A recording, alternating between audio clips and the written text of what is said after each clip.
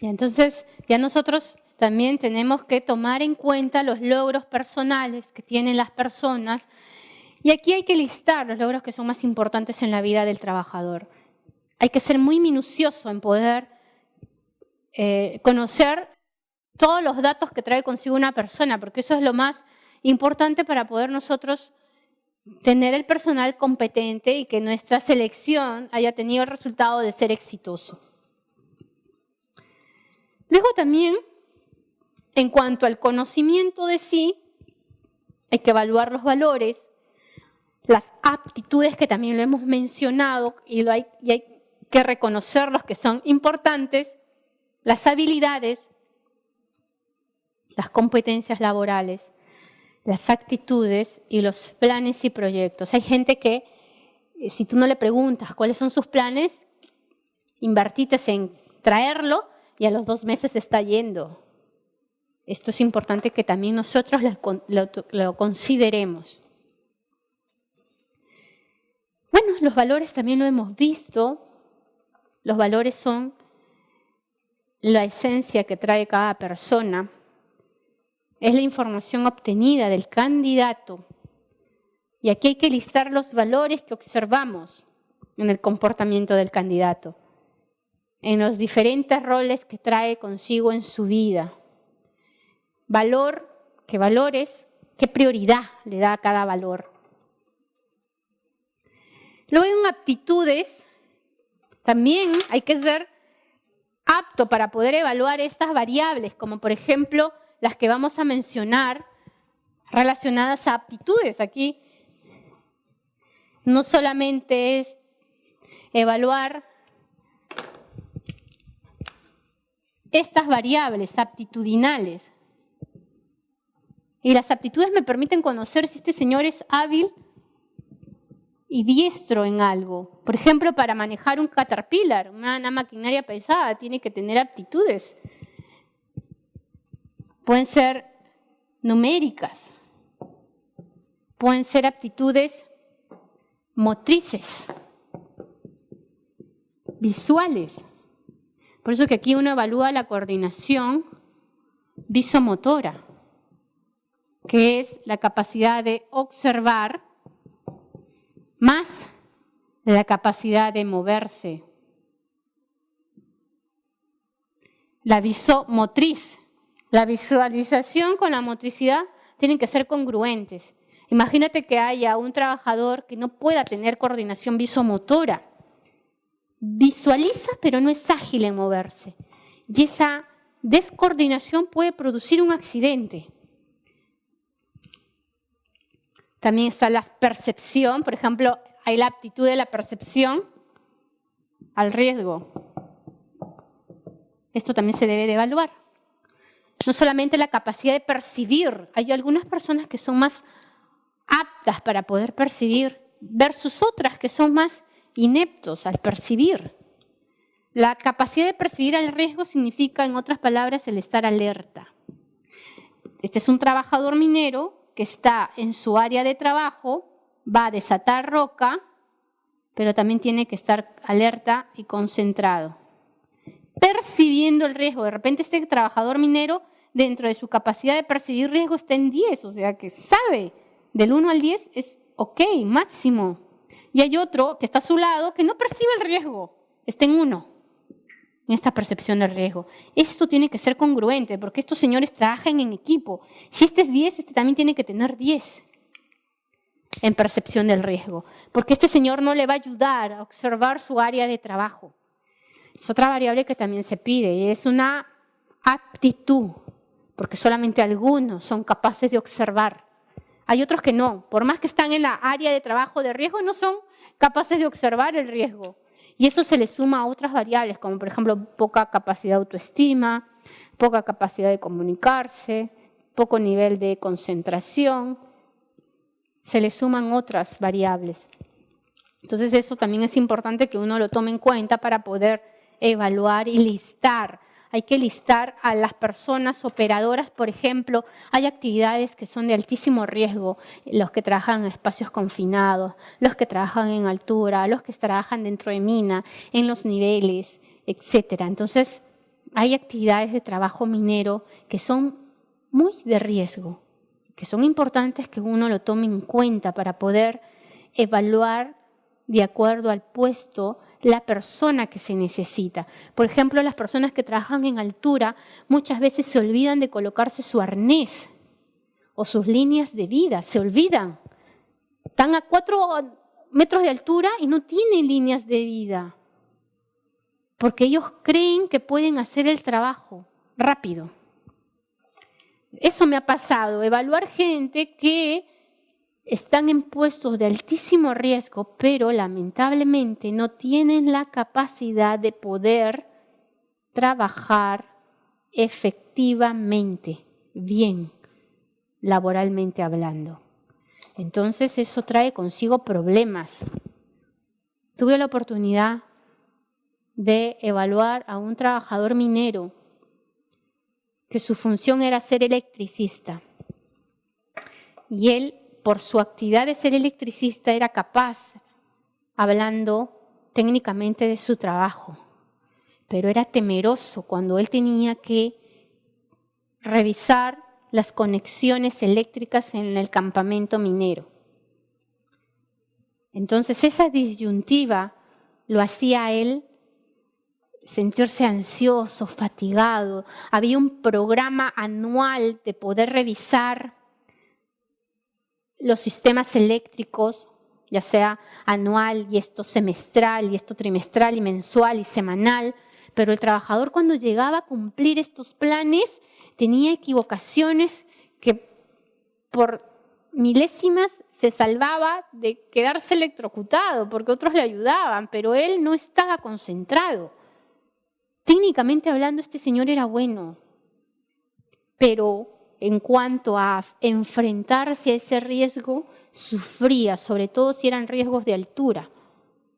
También uno tiene que considerar en un puesto de trabajo las funciones que va a desempeñar el trabajador. Puede haber un electricista que esté solamente trabajando al ras de la tierra, al suelo, perdón. Pero también hay necesidad del trabajo que puede él trabajar de acuerdo a su función en altura, arreglando los postes, revisando las conexiones. ¿Y qué se necesita un trabajador para ese perfil del puesto laboral? Entonces yo creo que aquí es importante que nosotros también conozcamos las aptitudes del trabajador que le permitan nosotros decir es apto. Estas cosas son importantes. Por ejemplo, hay trabajadores que también he tenido la oportunidad de ver,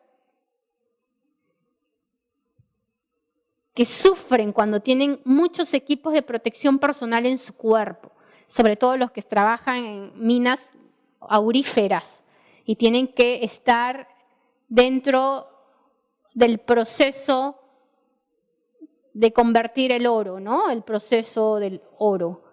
Y están a una temperatura elevada.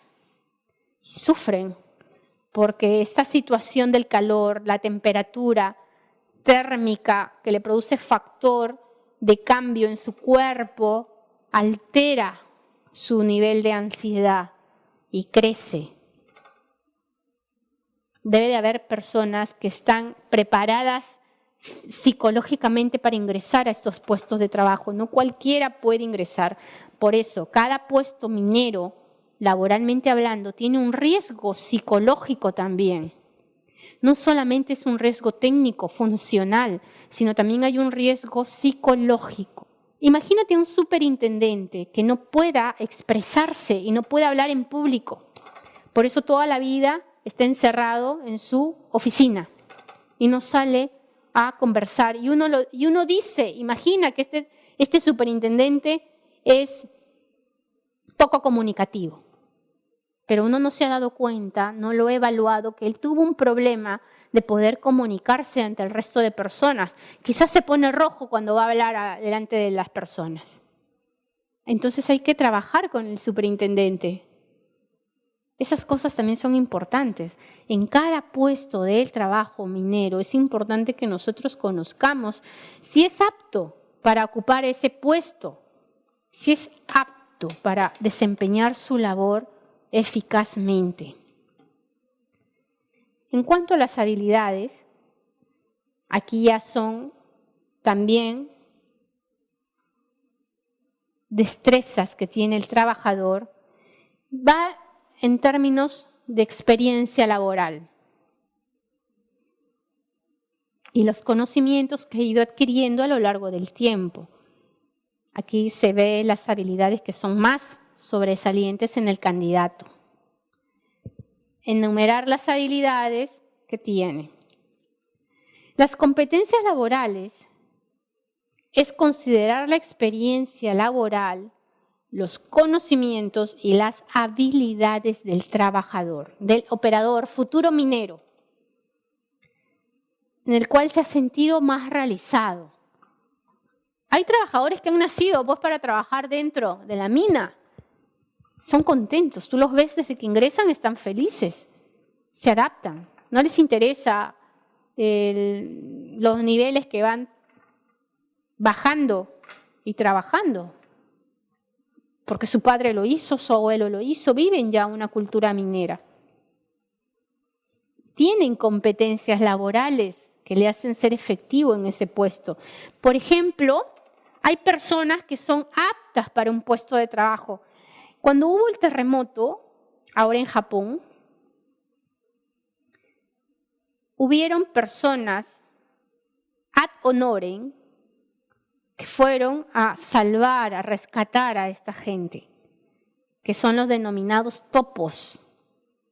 Gente que vive, ustedes saben qué significa un topo, ¿no?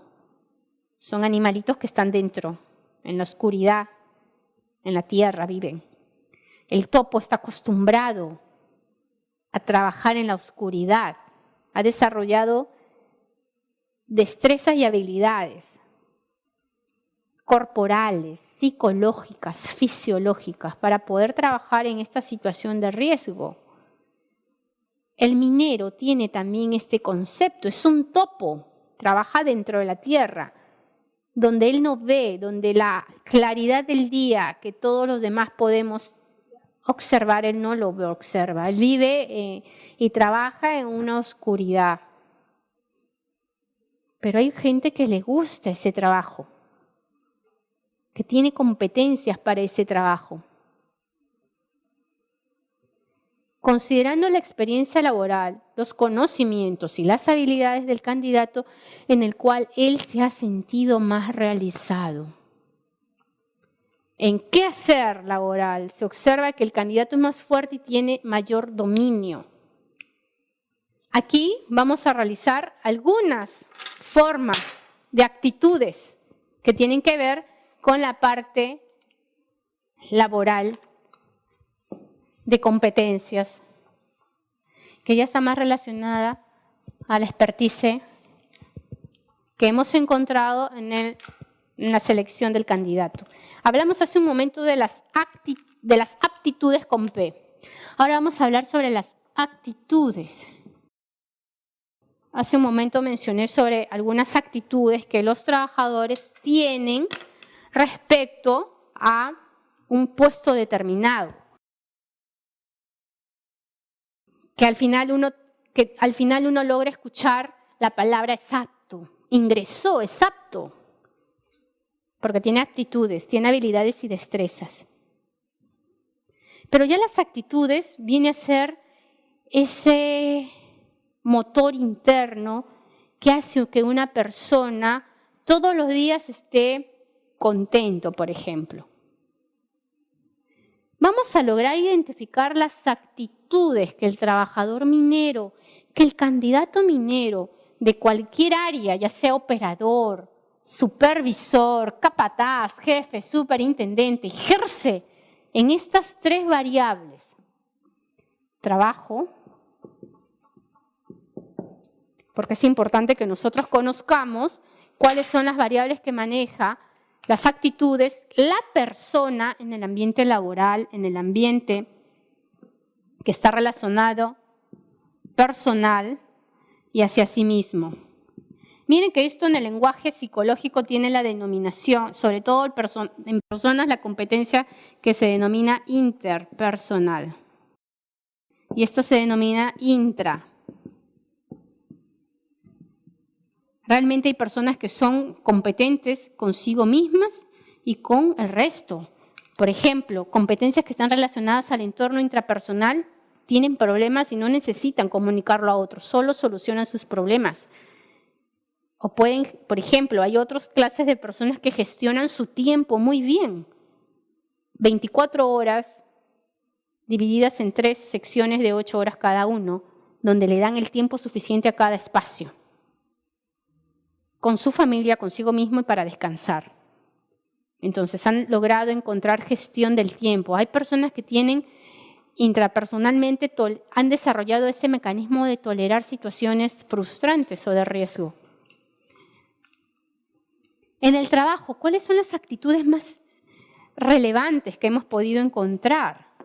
Por ejemplo, la actitud del trabajo positiva, eficaz. Actitud, ¿qué más en el trabajo? Hacia lo que es la persona, las demás, la actitud de ser un buen compañero. Por lo tanto, aquí vamos nosotros a establecer algunas variables en personas. La actitud de llevarse bien con el compañero, de generar una actitud de buen clima laboral, de generar una actitud, de enseñanza. Aquí, en cuanto a la actitud hacia sí mismo, actitud de gestionar su tiempo. La actitud de poder ser asertivo. La actitud de ser un ejemplo a los demás. Actitud al cambio. Actitud, por ejemplo, a sí mismo, a ser proactivo. La hemos podido identificar en el trabajador minero, porque esto ya es más personal. A veces he logrado escuchar esta palabra que me dicen, doctora, ¿cómo puedo cambiar la actitud? Hay gente que tiene, desde que tú le ves su rostro, triste. Andan desgarbados, descuidados. Entonces genera un reflejo negativo hacia otras personas. Y su actitud es triste, melancólica, apática. Tal cual lo ves a través de tus ojos. Hay otras personas que tienen una actitud positiva, van por la vida bien, generando un buen desempeño. Es otro mensaje corporal, psicológico que envían. Y que vamos todos los días así, en el trabajo, con mis compañeros y conmigo mismo. Hay gente que realmente tiene una actitud depresiva, triste, melancólica, sufrida, toda la vida se paran quejando. ¿Tú crees que esas personas son buenas para una organización minera que es de alto riesgo? De alto riesgo exige que la persona esté con una actitud positiva, de vida. Hay gente que es de muerte. Es decir, gente que vive pensando, no en morirse, pero sí en que la gente le tenga compasión. No es buena. Esa clase de gente es nociva.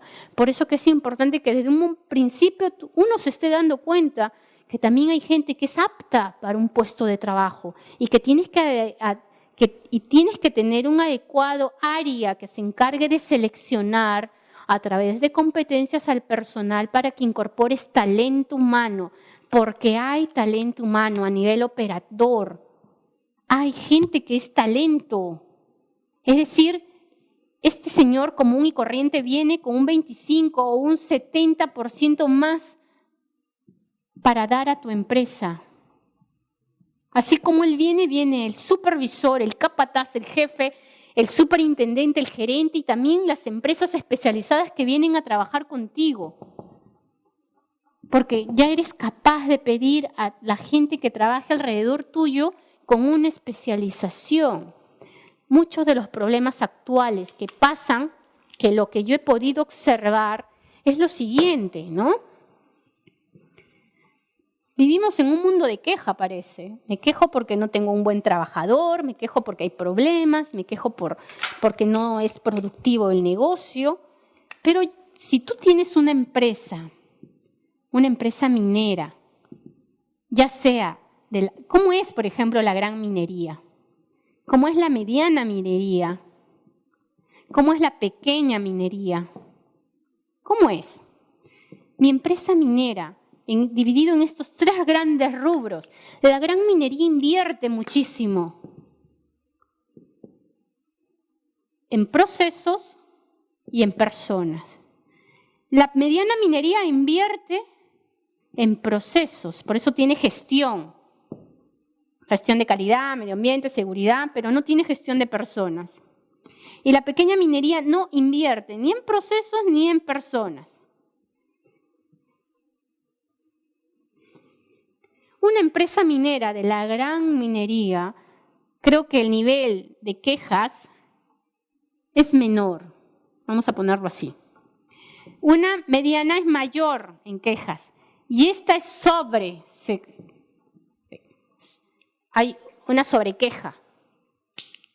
¿Pero por qué? Porque no tienen un área que se encargue de poder realmente gestionar los recursos humanos. Se han descuidado. Yo veo mucho que hay el área de administración, de personal, que simplemente se encarga de realizar las planillas de contratos, las planillas de pago, las negociaciones con el sindicato, las AFPs, los seguros, nada más. Pero no hay un área de gestión que se encargue de gestionar los recursos humanos. Los recursos humanos no son los operadores, que a veces me dicen, vayan a cambiar las actitudes de los operadores. No, los recursos humanos son todos los trabajadores que están en tu empresa minera y que necesitan ser gestionados. Significa que haya como un carrito que esté motivando al trabajador, a la directriz que tiene tu empresa minera.